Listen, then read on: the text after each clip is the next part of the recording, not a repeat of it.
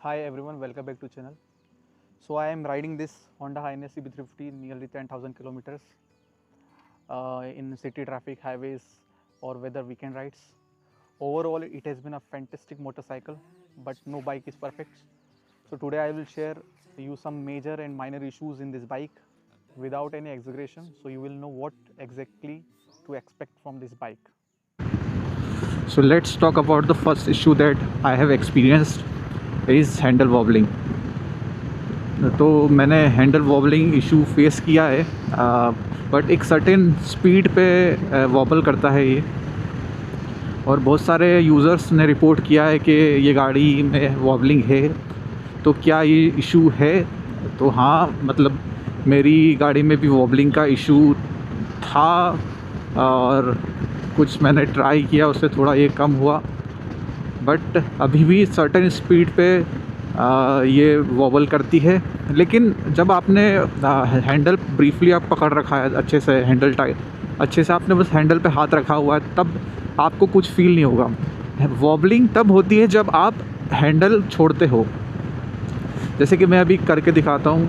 और ये स्पेसिफिक एक स्पीड 80 और 90 के बीच में करती है। आप 90 के ऊपर चले आओगे तो भी कोई वॉबलिंग नहीं है, और आप 80 के नीचे आओगे तो भी कोई, जैसे अभी मैं अगर हाथ छोड़ता हूँ तो बिल्कुल स्टेबल रहेगी। जैसे मैं 80 के नीचे आके हाथ छोड़ूंगा तो देखना आप कि बिल्कुल वॉबल, बहुत स्टेबल बाइक है, वो वॉबल बिल्कुल नहीं करेगी।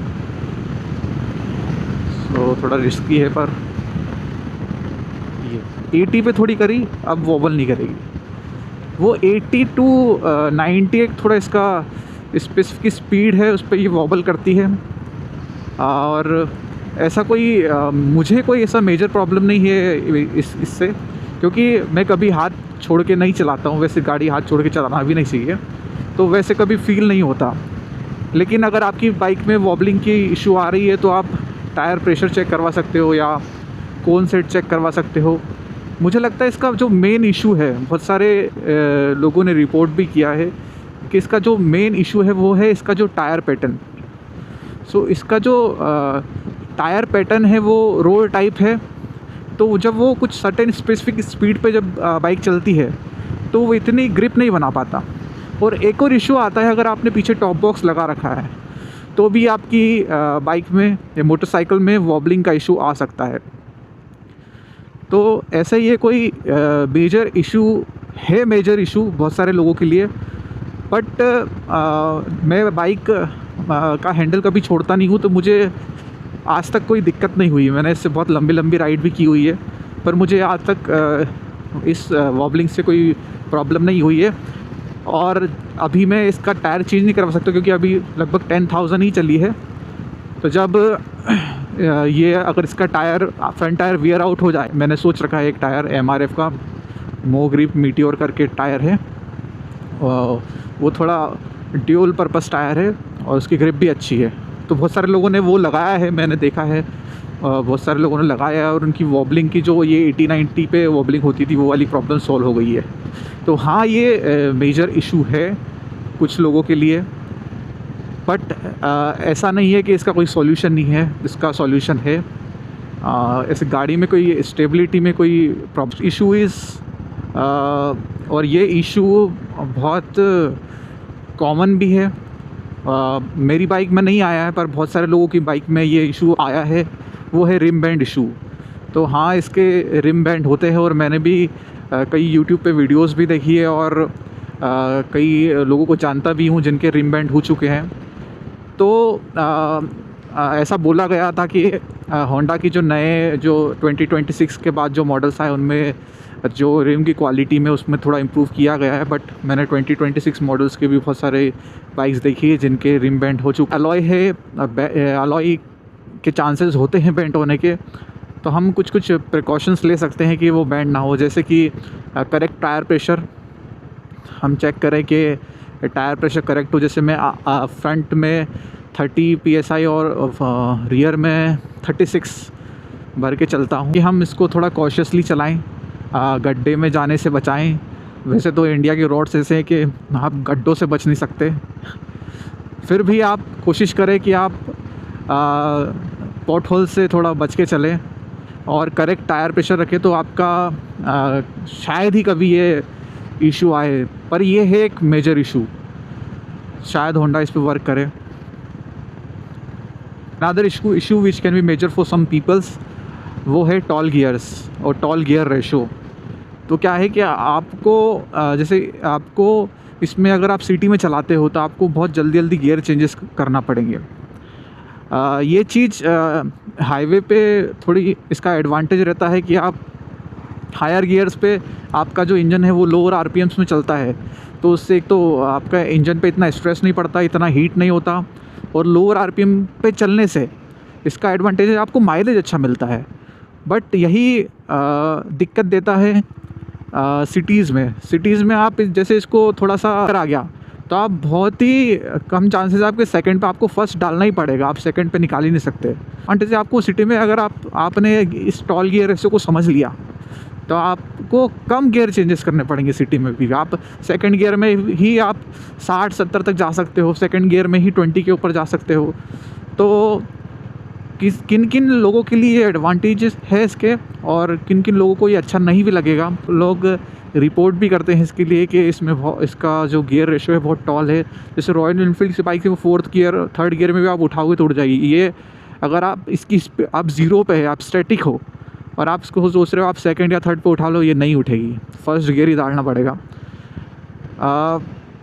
इसका सॉल्यूशन एक राज का गैराज चैनल है, उन्होंने नया स्प्रॉकेट बनाया है 38T स्प्रॉकेट जो इसके लिए। तो अभी तो मेरी गाड़ी कम चली है, पर जब भी चल जाएगी तो मैं उसको ऑर्डर करूँगा।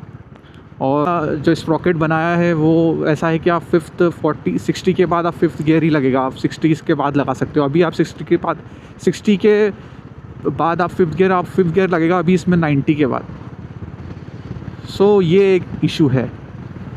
वो है हेडलाइट्स। तो इसकी जो स्टॉक हेडलाइट्स है वो बहुत पुअर है, मतलब आप समझ लो 100 सीसी बाइक जैसी हेडलाइट है इसकी। आपको अगर आप नाइट में ट्रैवल करते हो तो आपको फॉग लाइट्स लगवानी ही पड़ेगी। तो ये अनादर इसका बहुत बड़ा इशू है हेडलाइट्स का, कि हमको फॉग लाइट लगवानी पड़ती है। और कई बार तो फॉग लाइट, अब कई स्टेट्स में फॉग लाइट इलीगल भी है, तो वो बहुत ही प्रॉब्लमेटिक है। लेकिन अगर आप फॉग लाइट नहीं लगवाना चाहते तो आपको वैष्णो की हेडलाइट आती है, आप वो भी लगवा सकते हो। मैंने तो JG की मर्सिडीज़ फॉग लाइट लगवा रखी है। वैसे मेरा इतना नाइट में ट्रैवल नहीं है, पर फिर भी जितना भी ट्रैवल है फॉर प्रिकॉशनरी, आप बिना फॉग लाइट के रात में स्पेशली हाईवे पे तो आप चल ही नहीं सकते, कुछ नहीं दिखेगा आपको। तो ये एक इसका ड्रॉबैक है कि इसकी जो स्टॉक हेडलाइट है वो बहुत ही पुअर है, पुअर क्वालिटी।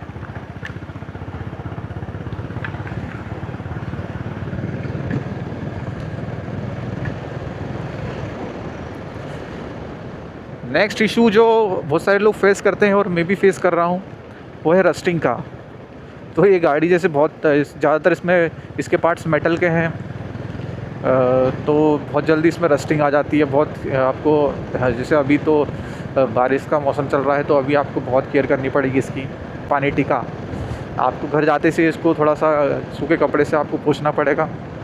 और अगर आप बाहर खड़ी कर रहे हो तो आप इसको कवर लगा के ही खड़ा कीजिए, फिर भी कहीं ना कहीं से तो रस्टिंग आ जाएगी। जैसे मेरी गाड़ी 8-9 महीने पुरानी है, फिर भी इसकी जो स्टैंड है, साइड स्टैंड है, जो मेन स्टैंड है, उस पर रस्टिंग आ चुकी है। तो रस्टिंग तो 100% आएगी ही सही।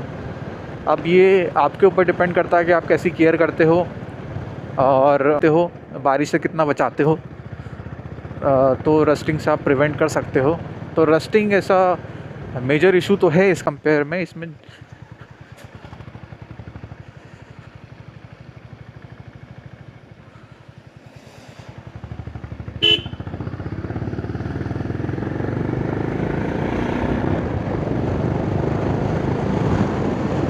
अदर गाड़ी के कंपैरिजन्स में इसमें रस्टिंग ज़्यादा होती है। तो है ये इशू रस्टिंग का इसके अंदर। और बहुत सारे लोगों ने होंडा को कंप्लेंट भी करी है। किसी के तो अभी साइलेंसर में भी रस्टिंग आ गई है, तो आपको देखना पड़ेगा। और ज़्यादातर पार्ट्स है जैसे कि इसके जो शॉक अब्जॉर्बर है उनमें रस्टिंग आती है, और जो है हैंडल में रस्टिंग आ जाती है, और किसी किसी के तो चेसिस में भी नई नई गाड़ियों में रस्टिंग आ जाती है। तो ये एक मेजर इशू है इस गाड़ी का, रस्टिंग।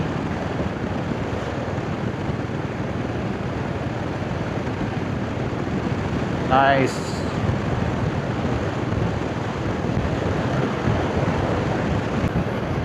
अब आते हैं हम माइनर इश्यूज़ पे कि क्या क्या इसमें माइनर इश्यूज़ है। सबसे पहला जो माइनर इशू है वो है ये इसके साइड मिरर्स। इनमें मेरे कंधे के अलावा कुछ नहीं दिखता, देखिए आप, मतलब आप पीछे का बहुत ही कम व्यू है, एफओ व्यू इसका बहुत ही कम है, फील्ड ऑफ व्यू। तो मैं भी सोच रहा हूँ इनको चेंज करने की। तो होंडा को ये देखना चाहिए कि इतनी बड़ी गाड़ी है दी है आपने, थोड़े मिरर थोड़े से अच्छे दे देते तो क्या दिक्कत होती। तो ये इसका एक माइनर इशू है। दूसरा माइनर इशू इसका साइड स्टैंड, कि साइड स्टैंड बहुत छोटा है, बहुत पतला है, और अगर आप ऐसी गीली मिट्टी पे लगा दोगे तो आपको मतलब गाड़ी गिरने के बहुत चांसेस रहेंगे, बिल्कुल स्टेबल नहीं रहेगी गाड़ी, आपको साइड स्टैंड एक्सटेंडर लगवाना ही पड़ेगा। जो माइनर इशू है वो है डर्ट। डर्ट का मतलब कि ये गाड़ी बहुत ज़्यादा गंदी होती है, आप ज़रा सा भी इसको कीचड़ में ले जाओगे ये गंदी हो जाएगी, और पीछे से तो पूरा रिवर्स होके डर्ट आती है आपके ऊपर। तो आपको बहुत ध्यान रखना पड़ेगा। अगर पिलियन आपके पीछे बैठा है और ऐसी बारिश हो रही है तो कीचड़ पूरा पिलियन की पीठ पे आ जाएगा। तो वो एक बहुत बड़ा इशू है कि ये गाड़ी बहुत ज़्यादा गंदी होती है, और डर्ट बहुत ज़्यादा डर्ट फेंकती है पीछे से। नेक्स्ट जो माइनर इशू है वो है हैवीनेस। अगर आपकी हाइट 5.5 5.6 है तो ये बाइक आप चलाओगे तब तो बिल्कुल भी आपका इसका वेट फील नहीं होगा, बट आप जब इसको सिटी में मूव अराउंड करोगे या सिटी में आप पार्क करोगे तो आपको इसका वेट फील होगा और थोड़ी हैवी लगेगी आपको। उसके बाद एक इशू आता है सर्विस का। इसके मेन पॉइंट है इसके सर्विस सेंटर बहुत ही कम है, और सर्विस चार्जेस भी बहुत ज़्यादा है। तो ये सर्विस का इशू तो है कि बहुत सारी जगह तो इसका सर्विस सेंटर नहीं है, जैसे एमपी में ही 3 जगह इसके सर्विस सेंटर है। तो और इंडिया में भी बहुत ही कम होंडा बिग विंग है। तो जो अगर कोई दूर से है, बाहर से है, वो लेना चाहता है तो वो इस वजह से ले नहीं पाते। और कहीं आप अगर लंबा ट्रैवल करते हो और बीच में कभी आपकी गाड़ी ख़राब हो जाए तो आपको सर्विस सेंटर इसकी बिग विंग मिलना तो बहुत ही मुश्किल है। तो ये इसका एक इशू है, माइनर है बट इशू तो है, बहुत सारे लोगों के लिए तो बहुत बड़ा इशू है ये। नेक्स्ट माइनर इशू जो लोग बताते हैं कि इसके सस्पेंशन थोड़े हार्ड है, पर मुझे इतने हार्ड नहीं लगते और मुझे बहुत कंफर्टेबल लगती है। पर कुछ लोगों के पुराने जो मॉडल्स थे उनमें इसके सस्पेंशन थोड़े हार्ड बताए गए हैं, तो बट आपको हाईवे में मदद करते हैं। बट मुझे इतने हार्ड नहीं लगे इसके सस्पेंशन। तो ये किसी के लिए ये भी इशू हो सकता है।